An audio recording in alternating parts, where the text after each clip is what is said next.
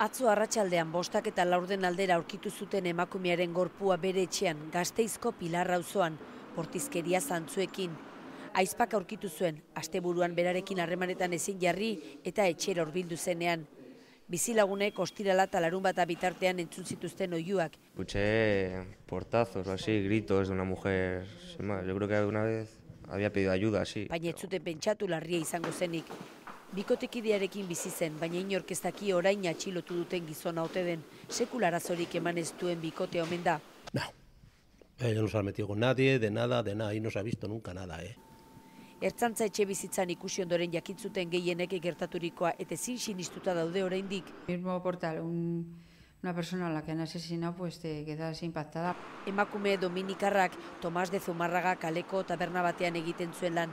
Asteburuetan bakarrik zabaltzen dute taberna eta istiluak izaten dira maiz droga kontuengatik. No es la primera vez que viene la policía pues para hacer redadas, por peleas, por motivos de drogas, alcohol y... Pasaden urriaren 26an izan zen bertan ertzantza azken aldiz, borroka bat zela eta hurbildu ziren eta marihuana poltsak aurkitu zituzten lokalean. Ikertzen ari da orain ertzantza eta hipotesi guztiak zabalik. Bueno, cuéntanos, conocías a la víctima, ¿no? Bueno,